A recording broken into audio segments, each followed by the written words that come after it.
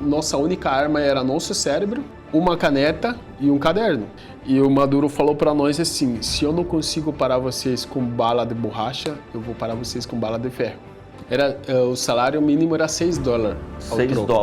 $6. Mês? A partir disso, você espera um futuro melhor para a Venezuela? Você acredita que esse governo transitório, que vai colocar um governo transitório até uma nova eleição, você acredita nisso? Hoje a Rádio Líder entrevista Michael Pérez, venezuelano que vive no Brasil e traz um forte relato sobre a crise da Venezuela.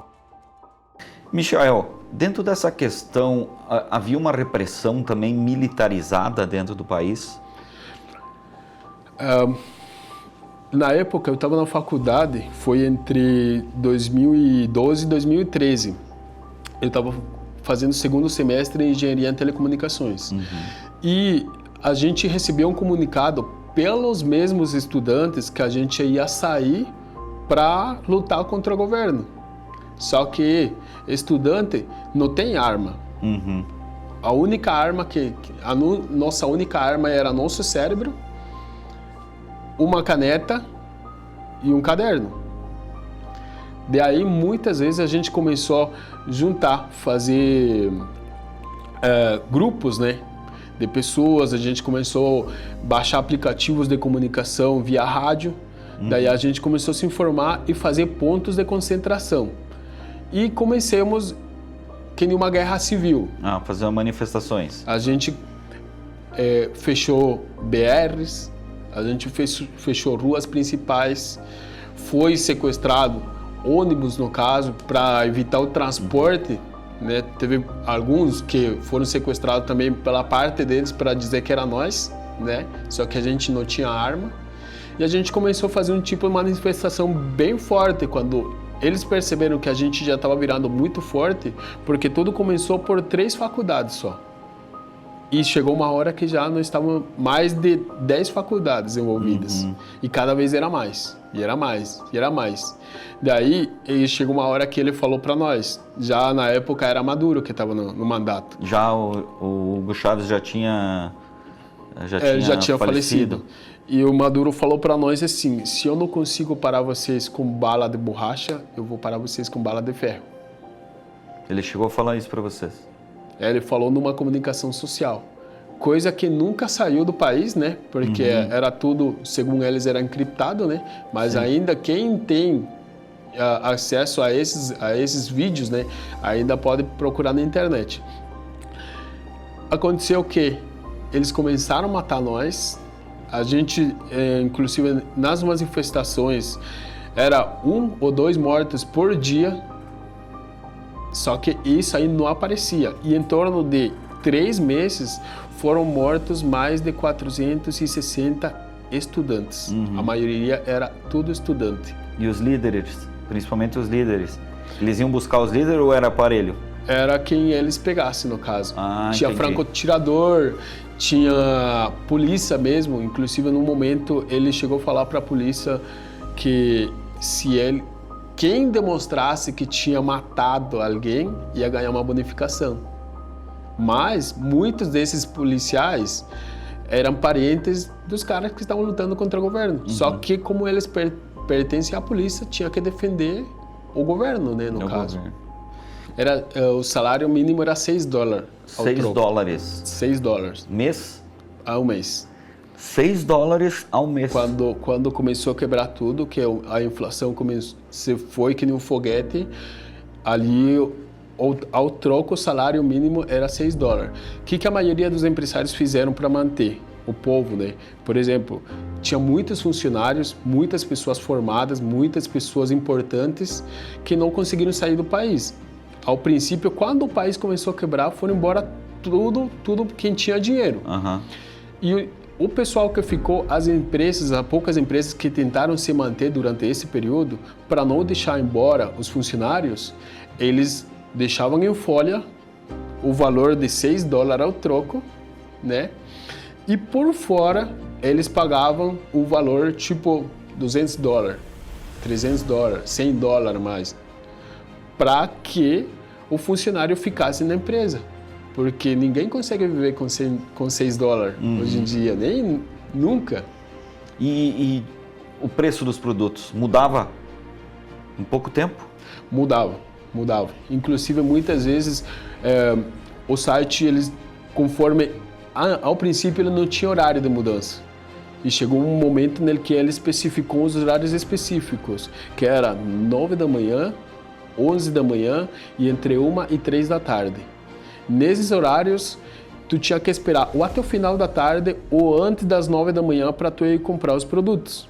Por quê? Quando tu chegava para comprar um produto, muitas vezes tu chegava com dinheiro e faltava alguma coisa, centavos, por exemplo. Daí o pessoal já te falava, se tu vai voltar, pega $1, $2 a mais, porque talvez na hora que tu volte, vai ter um valor a mais.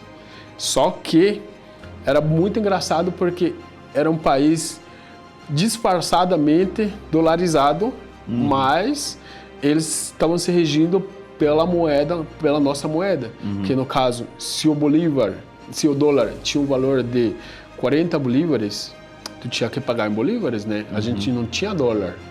Mas eles falavam, o dólar subiu para 45, se tu tinha $1, beleza, não afetava teu bolso.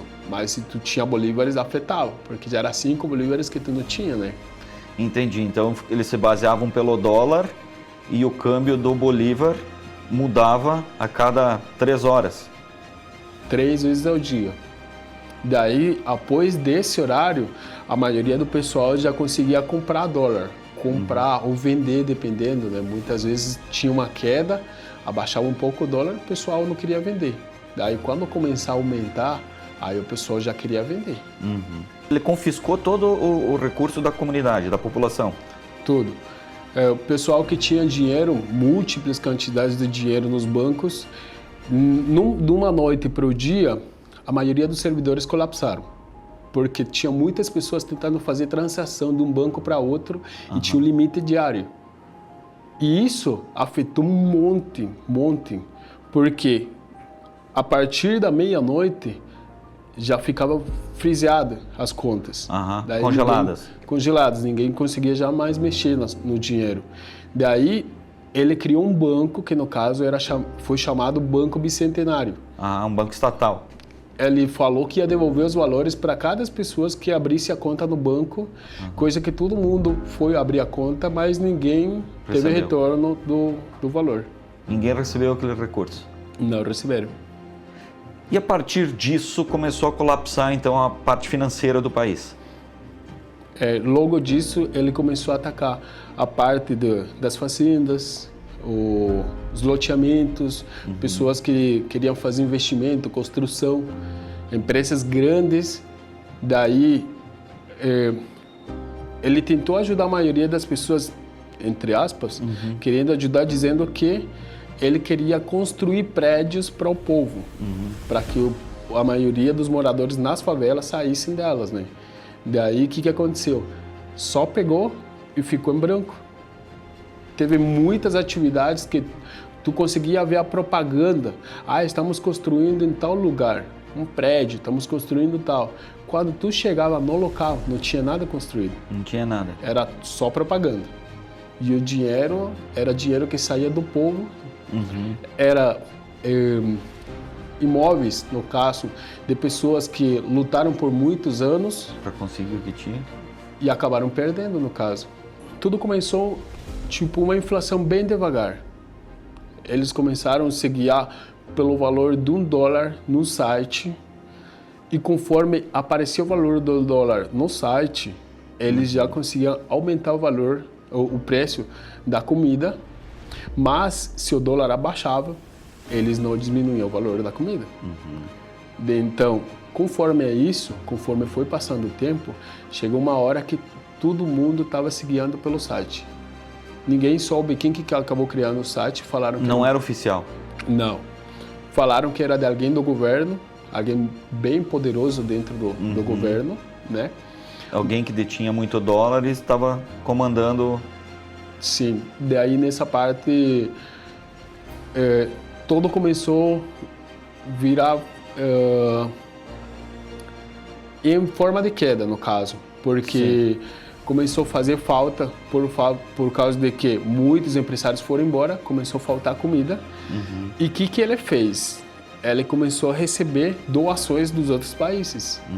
Muitos países da Latinoamérica doaram, inclusive no Brasil. Tinha muita comida que ia para lá. Só que nesse caso, o que ele fazia? Ele vendia para nós. Ele falava o próprio que governo vendia, em vez de repassar a doação, ele vendia. Ele fazia que nem uma caixa de comida, uma bolsa. Cesta básica. Isso, uma cesta básica, mas era bem pequena. E nesse caso ele chegava e falava para nós que ele tinha que sair da Venezuela para ir em outros países para ele conseguir vender, comprar comida para nos trazer e nos vender. E era Depois mentira. que eu, no caso, consegui sair do país, a segunda vez que eu fui no mercado, percebi que tinha muitas pessoas pedindo alimentos em doação. E quando fui ver a marca dos alimentos que era doado, era a mesma marca que chegava para nós. Ele, inclusive, teve uma lei que ele criou, que quanto mais filhos a mulher tivesse, ela ia ganhar mais dinheiro. E isso fez que a população crescesse gigantemente. Só que mesmo assim, a escassez também cresceu gigantemente. Começou a faltar mais a parte de alimentos primários, né? Leite, açúcar, arroz, farinha. E isso aí fez que a maioria das pessoas entrassem vamos dizer, que nenhum troco de comida. Os poucos fazendeiros que ficaram, né, que tinham algumas terras para plantar e essas coisas, eles conseguiam fazer trocos com outras pessoas. Eu tenho 40 quilos de milho, eu vou trocar por 40 quilos de mandioca para outra pessoa. Claro, tem em conta que não todo mundo estava sofrendo isso. Tinha pessoas que ainda na Venezuela, eles conseguiam se manter. E ele fez, nesse caso, quando começou a tirar tudo, que o rico virasse classe média, o classe média virasse classe pobre, e a classe pobre ficasse mais pobre ainda. Conforme começou a faltar mais comida, né, onde que eu morava, cada vez era menos o que chegava de comida. Tu morava em Caracas? Eu morava em Caracas. Daí começaram muitas filas, tanto nas farmácias, começou a faltar muito medicamento, faltava muita comida no caso, alimentos principais, frutas. O pessoal fazia colas de horas, dias. Tu chegava e sabia que ia chegar um caminhão de comida num mercado, o caminhão ia chegar 2 horas da tarde e tinha pessoas desde as 10 da noite do dia antes fazendo fila para esperar o caminhão. E era permitido só comprar um item, ou 2 no máximo, dependendo, um de cada. A maioria do pessoal comprava os itens só para trocar. Muitas vezes era papel higiênico, era crema de dente, era papel toalha, e a gente só pegava para trocar por outros itens que eram de primeiras necessidades, né? E a saúde começou a decair muito no ponto que se tu ia para o hospital, tu tinha que levar todos os teus utensílios. Até uma agulha que tu ia precisar, tu tinha que levar. Todos. Se você não tinha, ou você tinha dinheiro para pagar essas coisas muito caro, ou simplesmente você esperava acontecer alguma coisa pior quanto à saúde. Falavam que tinha muitos venezuelanos que saíram para roubar, para matar. Daí, querendo ou não, eu falei, inclusive, conversando com a minha mãe, numa oportunidade, eu falei para ela, eu vou procurar um país que não fale a minha língua. Que se eu chegasse no país, eles não entendessem o que eu falasse, ou eu não entendesse o que eles falassem. Que se for levar um xingamento, eu não vou entender. E foi assim que escolhi o Brasil. Inclusive, eu queria escolher um país mais pro norte, Estados Unidos, só que era muito complicado chegar até lá. Daí, teve a oportunidade aqui no Brasil, na época, daí consegui atravessar pela fronteira normal, estava aberta. Tempo depois que a gente passou, foi fechada a fronteira por parte da Venezuela. A parte do Brasil sempre esteve aberta, né? Só que foi muito complicado porque era uma onda de imigrantes muito grande, que a cada dia era mais e mais que estão tentando fugir da Venezuela. E eu vim com meu pai e a família do meu pai. Daí eu deixei mãe e deixei irmãos lá. E conforme foi passando o tempo, aqui me esforcei, trabalhei, foi bem acolhido. Daí eu consegui achar um serviço bem bacana, que inclusive nos horários eles eram bem flexíveis no caso, e deixavam que eu tivesse 2 e até 3 serviços. Entendi. Daí eu consegui juntar um dinheiro e ajudar para conseguir trazer a família aos poucos, né? Aí eu consegui trazer um irmão, depois veio outro, depois veio mais outro, depois veio a mãe. E assim foi aos poucos. Tá todo mundo, né? aqui agora. Tu conseguiu trazer. Aqui está todo mundo agora. E mudou muito a sua vida do que você tinha lá na Venezuela para o Brasil? Gigantemente. Isso que você tinha posses lá, né? Só que quando o país quebrou, eu me obriguei a desistir do que eu tinha. E o dor mais grande que pode dar para um empresário, no caso, microempresário, né? O dor mais grande é você não ter nada para dar para seus empregados. Você tem que obrigar eles a pedir a conta ou você mandar embora e não ter nada para dar para eles, né? Aí é bem ruim, porque você tem que vender o pouco que você tem, que ninguém queria comprar na época, todo mundo tá procurando, era só comida, né? Tu chegava lá nos mercados e o que achava era só ketchup, maionese, mostarda ou sabão em pó, era a única coisa, e era lotado. Usar uma cena do supermercado só disso, para eles dizer que estava lotado, mas eles não falavam do que estava lotado. Então nessa parte eu me obriguei a fechar, né, e acabar doando praticamente, ou dando de graça, para ver se eles conseguiam ter algum retorno das ferramentas, das peças que eu tinha, para que eles não ficassem na mão. Qual foi o sentimento com a queda? Esperança. A gente sentiu que, por causa dos anos que aconteceram, muitas coisas que a gente perdeu, parentes, não sou eu perdi também, perdi minha avó, minha esposa perdeu a avó dela, a gente não conseguiu voltar para ver elas. Foi uma coisa que acontece com todos os imigrantes, com todos. Muitos de nós tivemos que sair do país, deixar todos nossos bens preciosos, que no caso seria a nossa família, né, para construir uma base para conseguir trazer eles, né? E muitos deles não conseguiram chegar. Não deu tempo. Então, por causa disso, você sente não é um ódio, mas é um desânimo, sabe? Por causa do mandatário que estava lá no caso. E quando ele caiu, quando a gente sentiu, foi uma alegria muito grande, muito gigante. Não tem como descrever a alegria que a gente tem, porque a gente tem a esperança de voltar lá e saber que o país vai melhorar, vai ter uma melhor saúde, vai ter uma melhor economia. E você sabe que os poucos parentes que tem lá, ou o pessoal que ficou lá, no caso, mais próximo de nós, que estão lutando para não ir embora, a gente consegue se juntar, se reunir com eles de novo, né? Então foi uma festa para vocês? Foi uma festa. Para muitos não foi uma festa, tem muitos imigrantes que estão fora que apoiam o governo. São chavistas?